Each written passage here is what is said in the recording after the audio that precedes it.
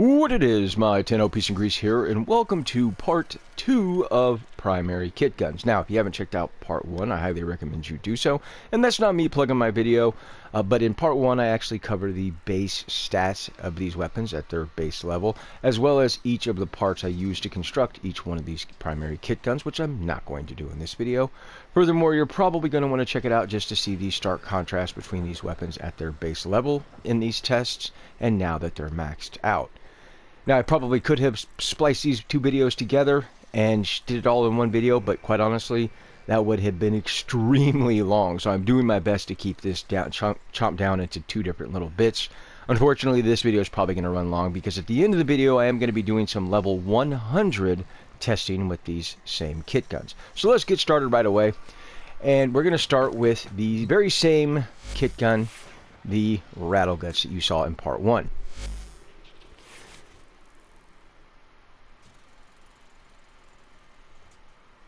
Now, several of these mods you did see in part 1. For example, split chamber for more multi-shot, serration for more damage, and thermite rounds for status chance and heat.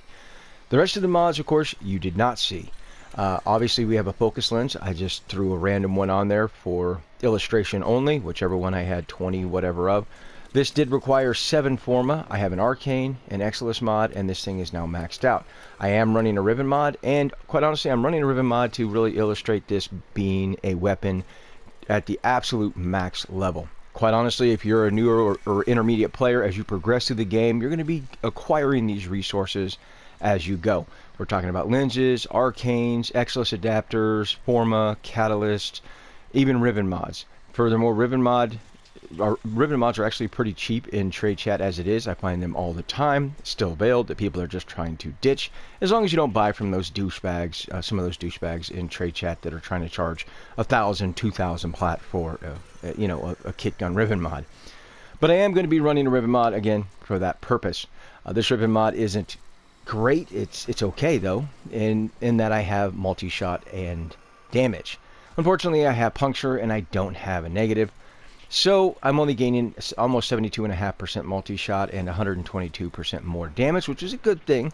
The Riven Dispo on this is at 2. It's low. It is, but it's like 1 from being bottomed out, but it's not quite there yet. FYI, if you have Riven mods for any of the chambers, they will work for either whether you build a primary or a secondary. So that's a good thing. The other mods that I'm running now are Point Strike and Vital Sense for more crit chance and crit damage. I'm at 65% crit chance with a 4.6 crit multiplier now. And I am running Heavy Cal, which is going to increase my damage. I am going to take an accuracy hit, which I really don't care about because this is really kind of like a little submachine gun. And I'm going to be doing a lot of spraying and praying, so accuracy loss is not that big of a deal to me.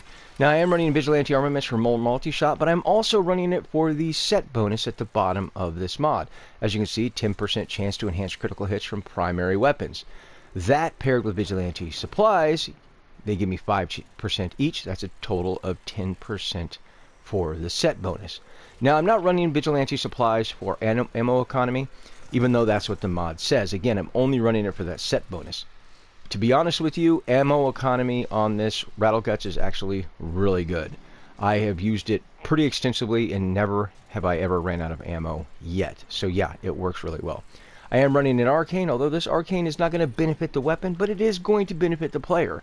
How? Because Pax Bolt, essentially, when you get a headshot kill, it's going to give you 30% chance more ability efficiency and power strength. And that's going to be on your next cast within 4 seconds.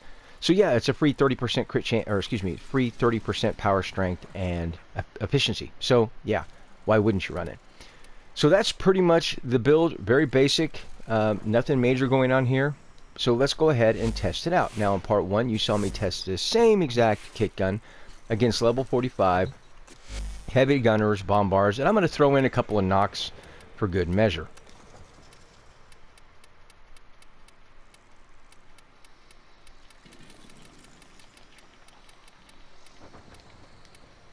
Alright, let's see what this will do. Really, for all 4 of these primary kit guns, level 45 test is irrelevant, but for the sake of part 1, I'll do it anyway. So let's deal with the bombard first. There we go. Deal with the heavy gunner. Yep, there we go. Reload. Let's take out of this knock. Yep, there we go. As you can see, all three, not a problem for the rattle guts. So, yeah. Let's jack this up to level 80, though, because really level 45, like I said, really doesn't matter. So we're going to go up to level 80.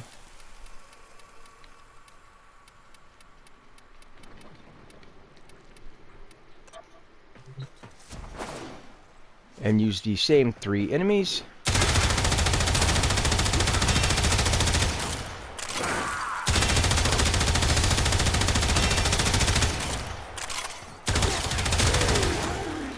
There we go.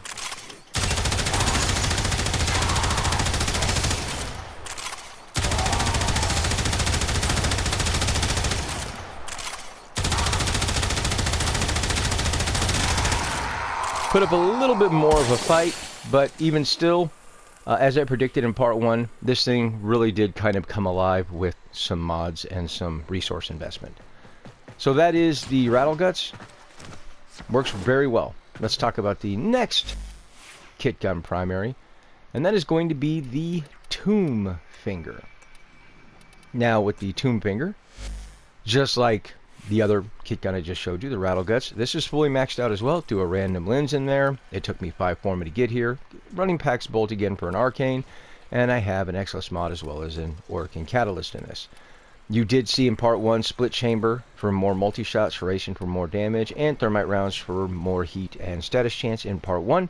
What you didn't see was point strike and vital sense for more crit chance and crit damage, which brings me up to a 60% crit chance with a 4.4 crit multiplier.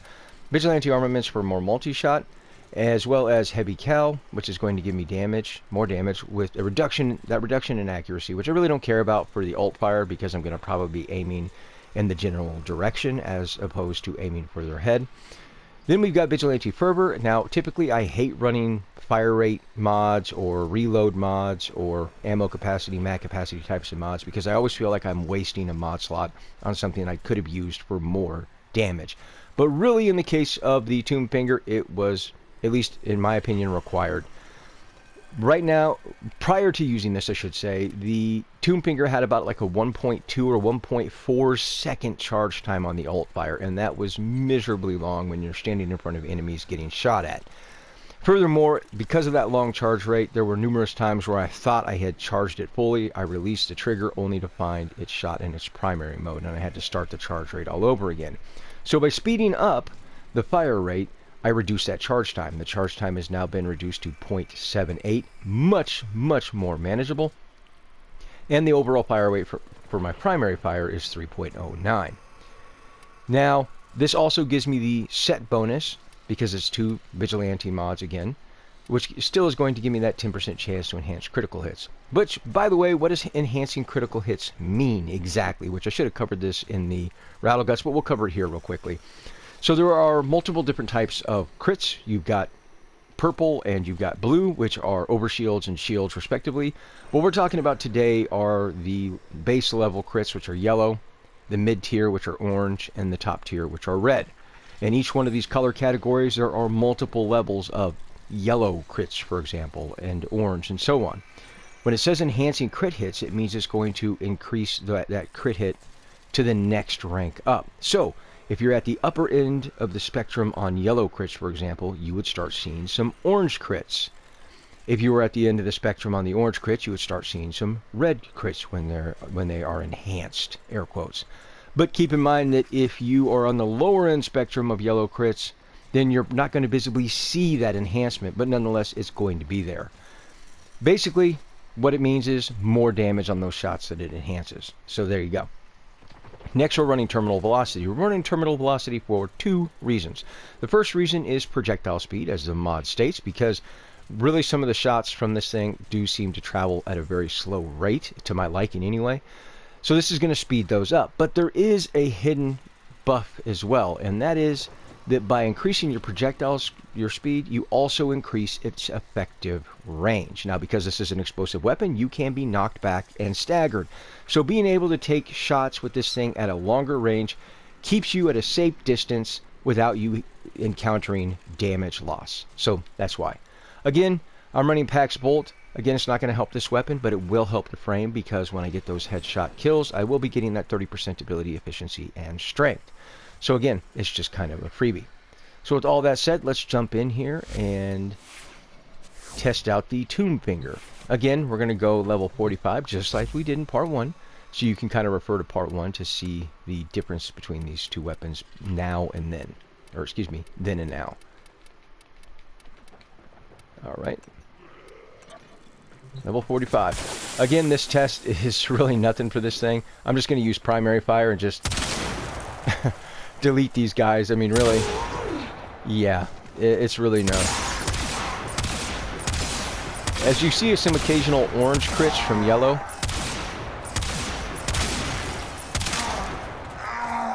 That's the Vigilante mod set bonus working.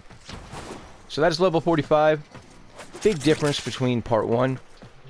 But let's actually ratchet this up to level 80 and see how these behave now when they're, quote, maxed out.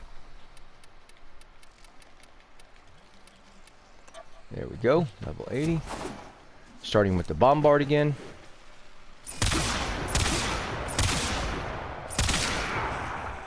Still pretty doggone good.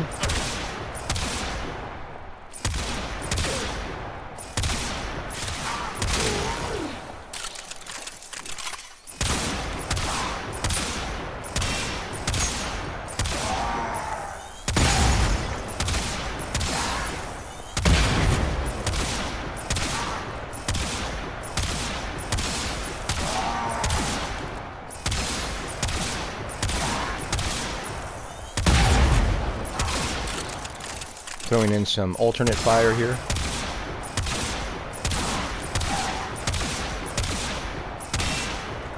There we go. So, still functional. Still works. Much better than in part 1, in my opinion. Again, we'll save the level 100 testing for the end. Let's move on to the gaze. Now, I said in part 1 that this weapon impressed me the most. Does it still? We'll wait to find out after we talk about the build. So again, as you'll see, a random lens thrown in here. This took 6 Forma. I'm running Pax Bolt again. And as you can see, I'm running Vigilante Supplies for the same reason, and Vigilante Armaments for the multi-shot and that set bonus to enhance those crit hits. And what you did see was split chamber multi-shot, serration for damage, thermite rounds for heat and status, point strike, and vital sense are going to be, these which you did not see are for crit chance, which jacks my crit chance up to 62.5% with a 5.6 crit multiplier. And that's going to be with the assistance of Hammer Shot. Now, this was a mod that was always kind of questionable to run in the past, but with the stat boost on this, I think that it's situational. There's still times it's going to work well. Other times, you'll be better served using something else. But this does give me 60% more crit damage as well as 80% more status chance. So my status chance is now jacked up to 60%. Again, I'm running heavy caliber, which is going to boost my overall damage but reduce my accuracy. Really, it's a beam weapon, so really that accuracy loss is not going to affect me in the least. With all that said, let's drop this and go test it out to get some level 45 again. Level 45 test is really kind of irrelevant for these things, but we're going to show it again, nonetheless, for the comparison of part 1.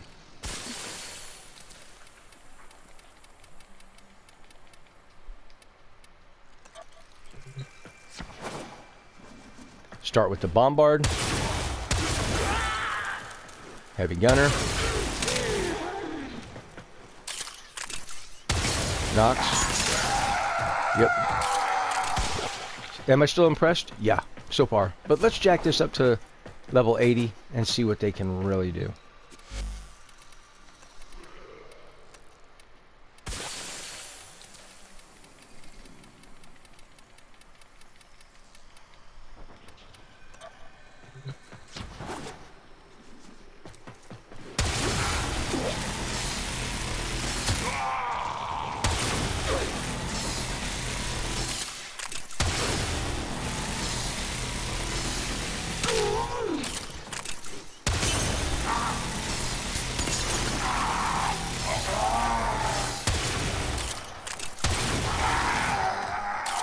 Am I still impressed?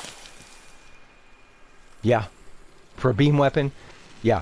And it's funny because normally whenever another beam weapon is announced, I kind of wait with bated breath because I'm wondering, okay, is this going to be bad or is it just going to be like really bad? But honestly, the gaze, I'm actually really surprised and impressed because from the secondary, while it was perfectly serviceable and a decent secondary kit gun, I didn't expect the gaze to do this on a primary level. So yeah, I'm very impressed. Now, interestingly enough, whenever I'm running a beam weapon, I always, as just like a guaranteed automatic throw-in, I always throw in Sinister Reach. One of the Achilles heels of beam weapon is the fact that they seem to have very, very short range. But I never really felt that with this gaze primary. It always felt like I could shoot across the room and never really had any problem or ever felt like I was suffering significant damage loss from range. So, yeah, I didn't really feel the need to throw this in. However, I want to point out that when you're in open worlds, for example, whether we're talking about Deimos, whether we're talking about Plains of Eidolon or Fortuna, there are times when you feel like you're overexceeding your reach. And so I'd probably go ahead and throw in a Sinister Reach, maybe for Vigilante Armaments or something along those lines. Maybe even throw it in for Hammer Shot, whichever the case may be. But yeah, as it stands, very impressed with this little beam weapon. So let's move on to the fourth and final kit gun before we get to the level testing. And what we're going to talk about today is the Catch Moon. Oh, the Catch Moon. This is kind of bittersweet because I loved the Catch Moon when they first came out for the secondaries before they went through their series of nerfs. But I'll talk about that here more in a minute. What you saw in part 1 with this is Hell's Chamber for more multi-shot. You also saw regular point blank for more damage. Now I'm running primed point blank for even more damage. And you also saw Scattering Inferno, which is going to give me more heat and more status chance. Obviously, the new throw-ins are going to be Vigilante Armaments for more multi-shot, Blaze for more damage and heat, Vicious Spread for more damage, but this does increase the spread of the shot. What that means basically is without this, your shots are kind of like a softball. But with this, picture kind of shooting a football lengthwise at an enemy. So yeah, the shot spread is moving out. Now, I am also running a ribbon mod, and this has, unfortunately, it's not that good of a roll. It gives me more puncture, and it reduces my mag capacity. But on the bright side, I have 224% more damage. Yeah, that's a significant amount. Now, it doesn't seem like 2 shots is going to really affect this weapon very much because you're going from 11 shots without this ribbon mod to 9 shots with this ribbon mod. Again, it seems like a no-brainer. Trade those 2 shots for that extra 224% damage, right? Right. Unfortunately, it still really doesn't help this weapon, which we'll cover that here in a minute. Now, I am running Fatal Acceleration as well. Why? Because the shots on this do seem at times to be a little bit slow. But beyond that, one of the primary stats that DE was really trying to nerf was the damage fall off. And with an increased projectile speed, you increase your effective range. If you remember in part 1 video, the effective range on this was around 20 to 40, I think it's meters. Now we're at 28 to 56, so it's a substantial step upward. Now, I originally was running Pax Charge on this, but quite honestly, yeah, it's not working. I'm having to wait too long between reloads, so I'm just going to kind of manually reload it and go. With all that said, yeah, we've got to talk about this particular weapon here in a minute.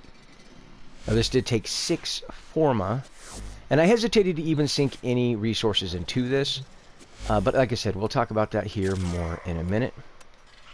Let's get down to 45. Again, level 45 really serves no issue other than to show you the contrast between part 1 and part 2. We're going to start with this Bombard. There we go. Next to the Heavy Gunner. Yep. Now the Nox.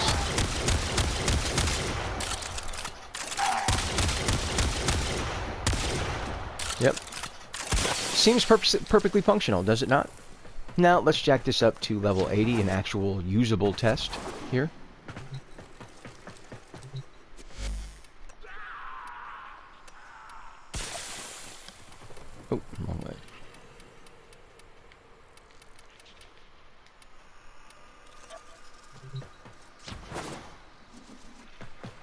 Start with the bombard.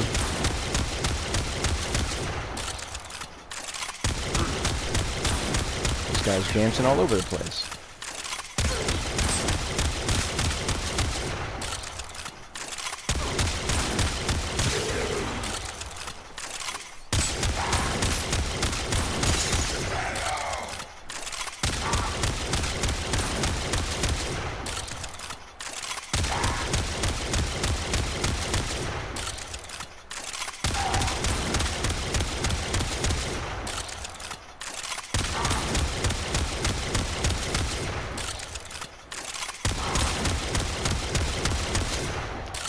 And finally, the Nox is down. It seems like the higher you go in level, the more that the nerfs show on this chamber. I would say this is by far probably the worst kit gun in the bunch, which is no coincidence, was really the only one that was nerfed. So, yeah, that's a real problem. And it really spotlights what I've been saying forever, and I wish DE would learn, which is when you nerf for very nominal reasons like popularity, it's going to come back to bite you in the ass, and that's precisely what's happened here. But there's another problem with the Catch Moon, and we'll talk about that here in a second. Let's do the level 100 testing with the other three primary kit guns, and we'll come back to this.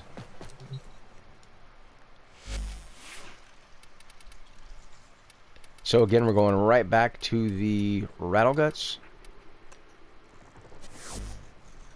Again, nothing changing except we're going to level 100. A much more useful test, I would say. Level 100. And we're just going to simulate the same exact enemies.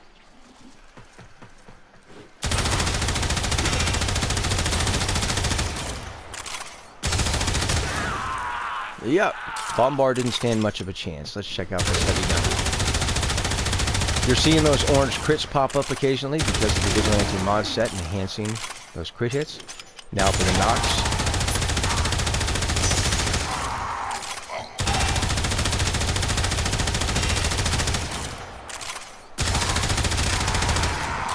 Yeah. Rattleguts, as I said, really did come to life when you put in mods and put in resources. It does really work pretty doggone well. Now let's move on to the Tomb Finger. Same level 100 enemies. I'll just use these same ones. We'll start with the Bombard. He'll probably burn out. There he went. Let's do it this Heavy Gunner.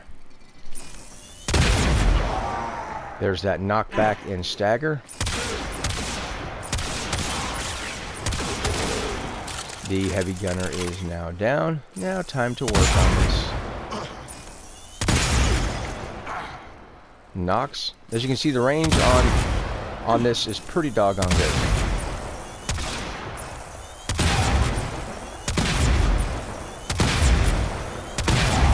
As you can see, the charge rate is much better than it was in part 1.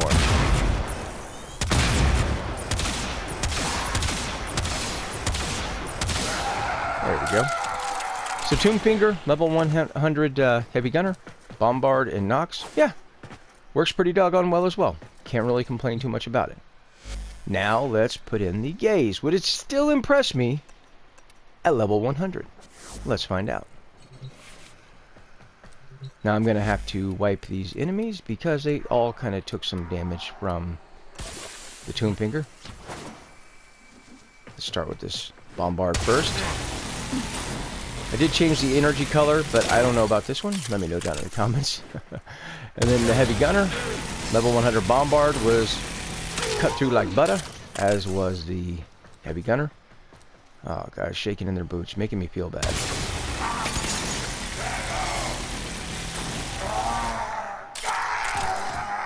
Yeah, I'm still impressed. For a beam weapon, this thing puts in some work. Period, the end. Don't really need to say anything other than that. I think kind of get the point across. Alright, now we're back to the Catch Moon. And I think this is really going to kind of emphasize what I've been saying about it. We're just going to use these same enemies. We'll start with this bombard. Again, the higher you go in level, the more those nerfs really start to show. Now let's take care of this heavy gunner.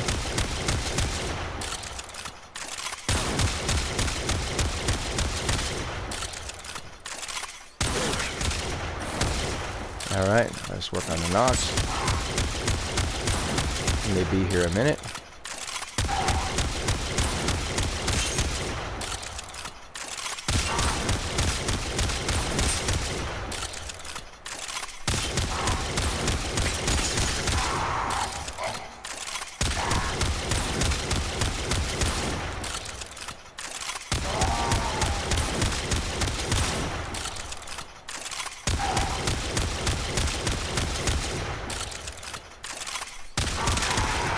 Finally, the Nox is down. Okay. Now I want to show you something really interesting in regards to the Catchman. Let's go ahead and simulate all these enemies, level 100. And let's switch to a shotgun like the... Oh, I don't know. How about we go with something like the Kuba Comb, shall we? Oh, I'll show you my build real quick again. Keep in mind that Catchmoon had a ribbon mod with 224.7% more damage. And that's how it still performs. That's what the Catchmoon did, excuse me. 224% more. This is my roll, pretty similar, or my build similar to pretty much all shotguns. Prime point blank, more damage, Frigid Blast, Toxic, Hell's Chamber for more multi-shot. I hate running fire rate mods, but really kind of required on a Kuba Comb, at least in my opinion. Blaze again, Vicious Frost again. Ribbon mod with damage and multi-shot. Sadly, no negative, so my stats are kind of low. Fatal Acceleration again to boost up that speed and effective range. So, let's see, out of curiosity, how the Kuba Comb compares to the Catchmoon, shall we?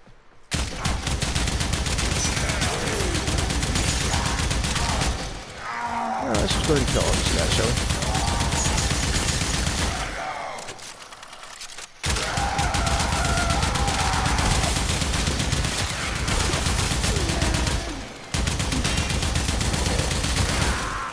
Yeah, they're all dead.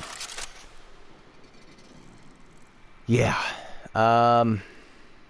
It probably took me less time to kill every single one of those enemies than it did the Catchmoon to kill just the Nox. Yeah. But maybe you're sitting there thinking, okay, Peace, but that's a Kuba Comb. Alright, fine. Fine. Let's go with something like the Vacor Heck, shall we? Yeah. Build, really kind of basic on this. I think this is 3 Forma. Vicious Spread again, Hell's Chamber, Prime Point Blank, Charged Shell, Blaze, Toxic Barrage, Chilling Reload, and Vigilante Armaments. I do have a Heck Ribbon, but it's really bad, so I'm not going to run it until it improves. So let's pop up these same 9 level 100 enemies. Let's start with the Bombard.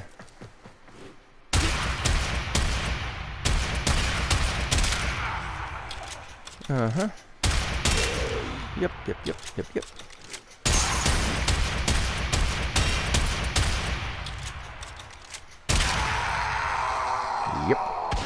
So there you have it. Now, what's my point? What's the point that I'm trying to make here? Really, it all comes down to one thing. I can in no way, shape, and or form endorse the Catchmoon. Why would anybody in their right mind, even if you have a ribbon mod, run the Catchmoon? The Catchmoon has been relegated to the dumpster pile, and this was by DE's choice. Whether they intended it or not, based on DE's decisions, this Catchmoon is, I hate to say it, but it's worthless. It's worthless, absolutely worthless. There are so many better shotguns out there. You would be hard pressed to ever convince me to run the Catchmoon. It's horrible. It flat out is. Look, the heck. If you're a new player and you're looking for a shotgun, go for the heck. Heck, period, the end. The heck is easier to get, cheaper on resources, cheaper to build. Use the heck. The catch moon took me 6 forma, and I even had a ribbon on the catch moon for an additional 224% damage, and it still performed like that. Still. I didn't even have a ribbon mod on my heck, and it still outperformed the catch moon. The Kuba Comb, you may be saying, okay, well, the Kuba Comb, it's a Kuba weapon, so it's not a fair comparison. It is. Because the Kuba Comb is still cheaper to get. Still cheaper on resources. Let me explain what you have to, the hoops you have to jump through to get the catch moon. Let me explain this real quick.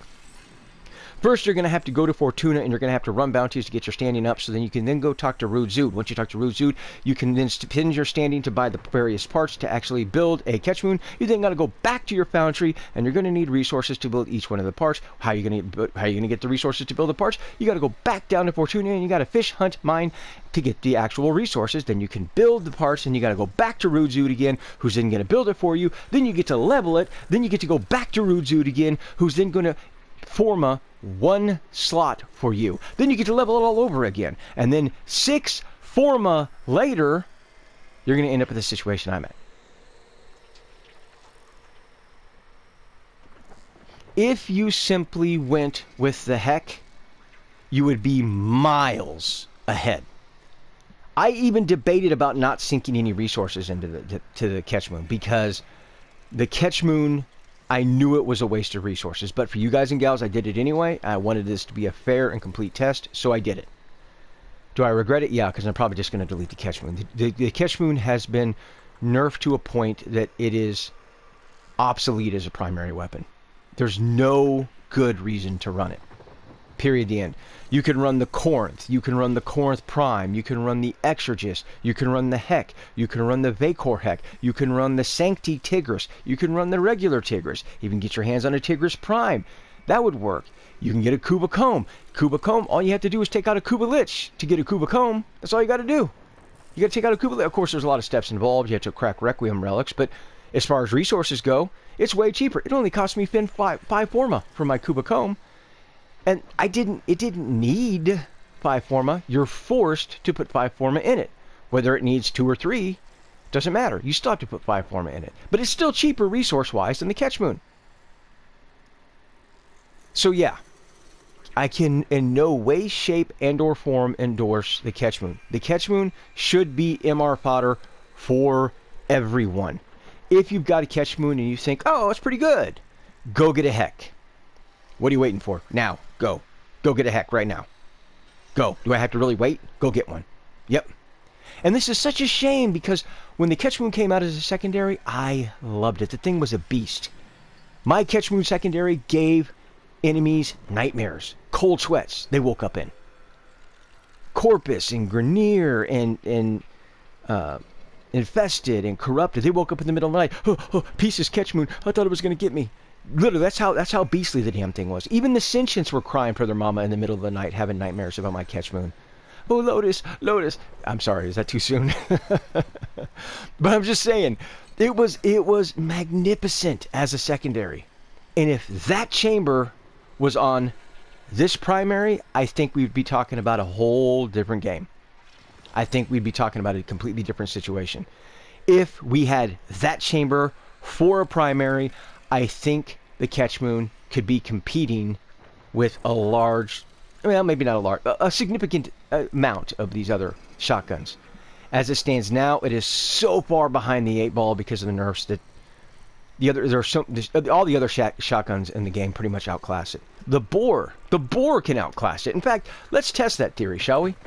Sorry, I'm going on the fly. This video is going to run long, so pop another bag of popcorn.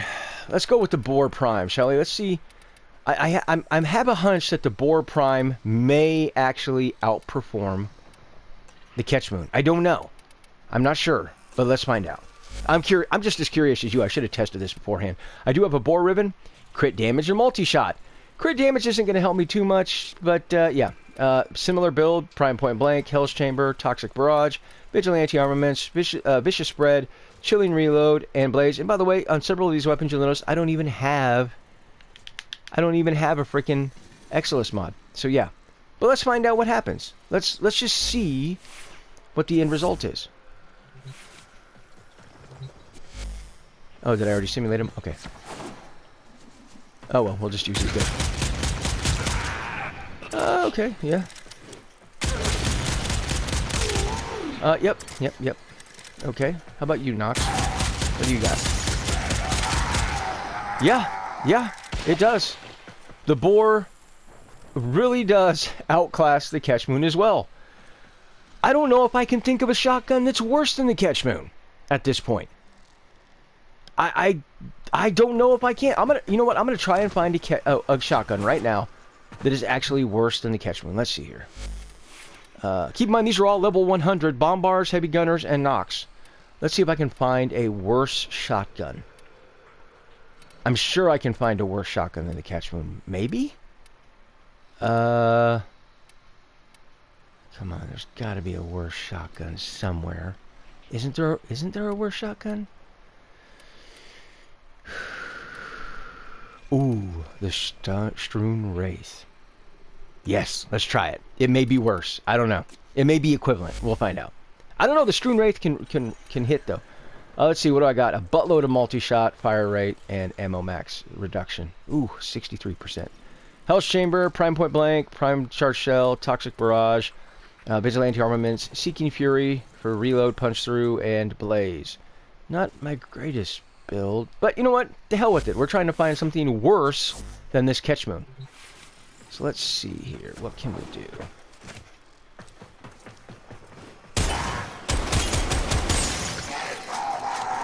He'll burn out. Get out of the way, dude.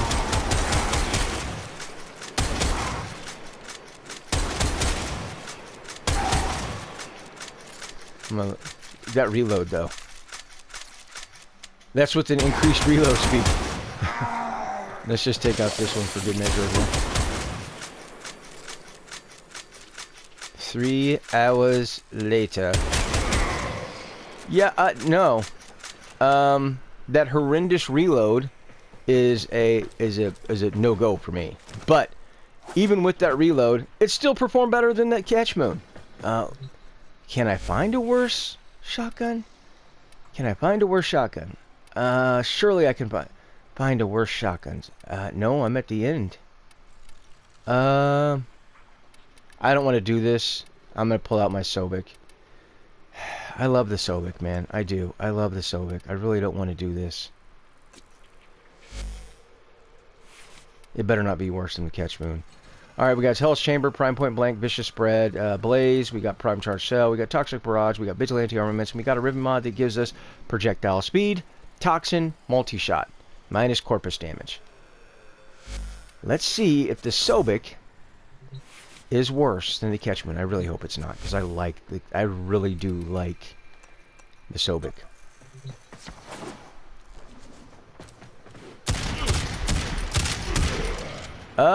Not so far.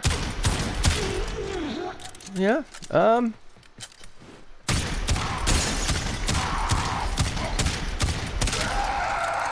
nope. Even the Sobic is better than the Ketchmoon. Anyway, you know, this video's gone long. I think you get the general point. I can't think of a single good reason why you should run the Ketchmoon. You know, and I'm not trying to bag on DE. The guys and gals at DE, they know I love them. But unfortunately, because of this proclivity to nerf due to popularity rather than very real reason, unfortunately, this has left that Ketchmoon in a very precarious position, which sucks because it was such a beautiful secondary. It's just kind of heartbreaking. But anyway, video's going on. Yep, exactly. The video's gone on long enough. Let me know down in the comment section if any of these interest you, if none of them interest you, if it's all just MR fodder. I love hearing from you guys and gals. Try to comment to each and every one of you. And until next time, peace out.